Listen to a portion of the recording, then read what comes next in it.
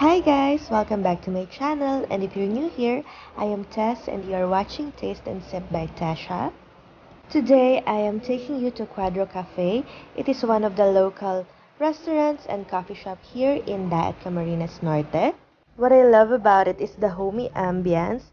Well, it is a home literally. The owner lives upstairs of this restaurant and they decided to convert the living room and the dining space and the garden area into a cafe.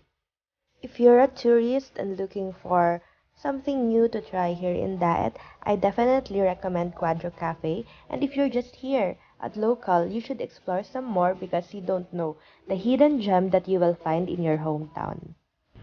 So I'm here at Quadra and it really feels like you're at home kasi alam mo yung ambience niya. Well, literally it was a restaurant inside a house or maybe it was a house inside a restaurant. And guys, it's so pretty. I'll show you later. And super bait nung may-ari dito. So, super thank you po, Ate Kay. So, yan. Later, I'm just gonna wait for the food and I'm with Kat. Siya ang nag-recommend nitong place sa akin. This home place. My gosh. Sarap dito, best. Yeah. Local restaurants here in Daet.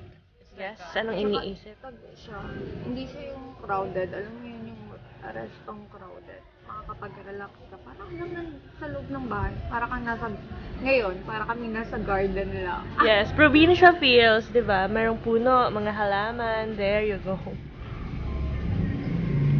So, this is chicken Alfredo rolls. And guys, oh my gosh, alam mo yung pag-serve pa lang, amoy na amoy mo yung cheese, saka yung cream nitong chicken Alfredo. So, alam mo yun, for sure masarap to. Pero I will taste it later para mas magkaalaman.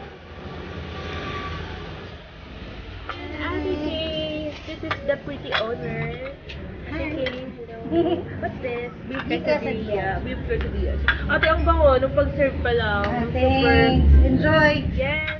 Yes, and we ordered beef quesadilla. Diba?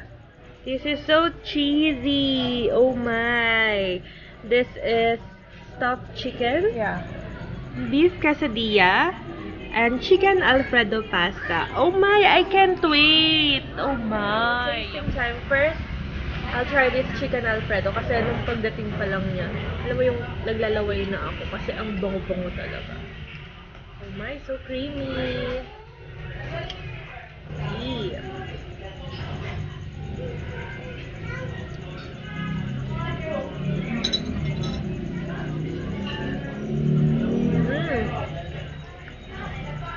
Sarap. I can still taste the pepper and alam mo yun, yung hindi ko maumay sa cream niya.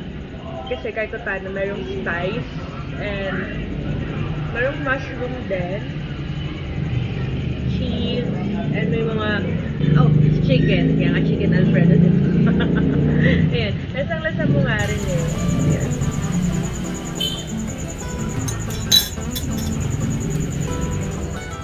Lasa mo yung herbs.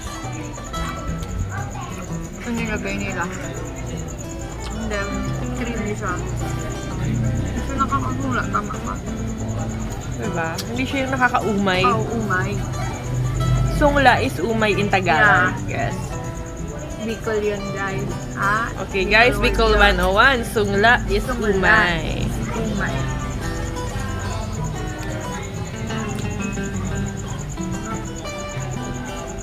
Must try na. And this one is beef quesadilla.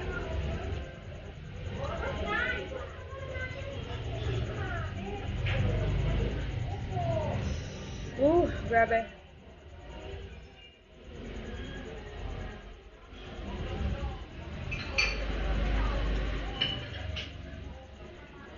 Mm.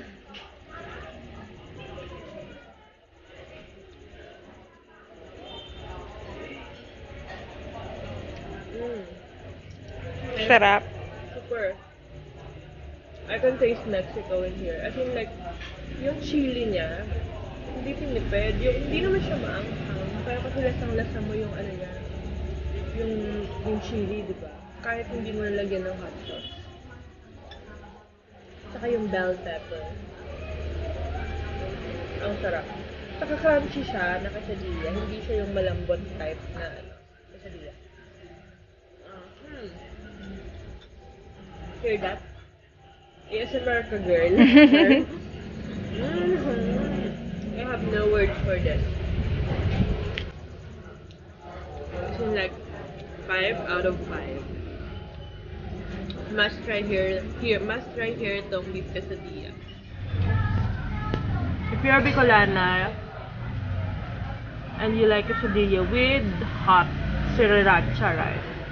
Is that sriracha?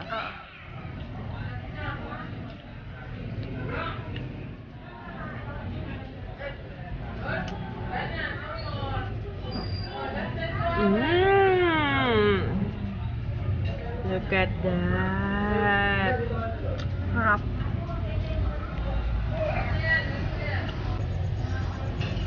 Init? Init, girl? Masarap. Namiss ko to.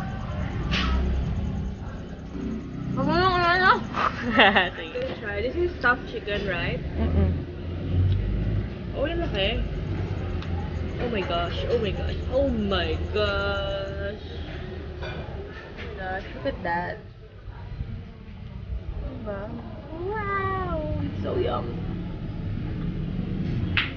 Pan natin.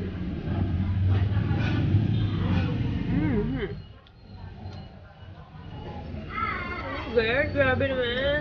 Dapat ngayon mo ako dinala dito. Ang sarap niya. It tastes like, you know, empanada, pero hindi siya yung flour. As in, chicken yung ginamit niyang pang stuff. Tapos yung laman ng empanada yung nasa loob. Ganun yung lasa niya.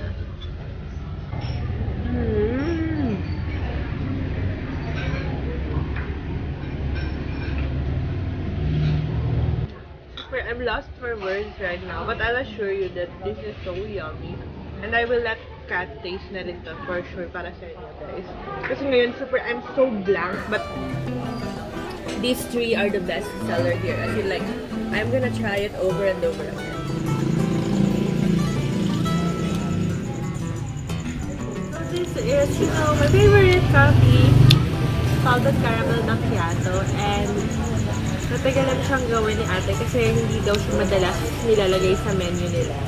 But if you will request it, here it is. Pwede nilang gawin. So, ito na, tasting time na! Let's see how the Quadra Ice Salted Caramel Macchiato tastes like.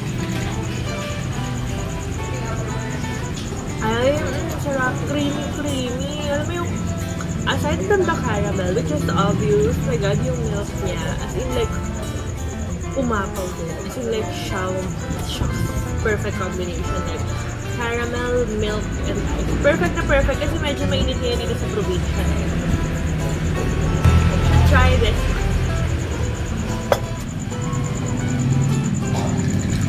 Naririnig mo ba yung mga huni, Bes?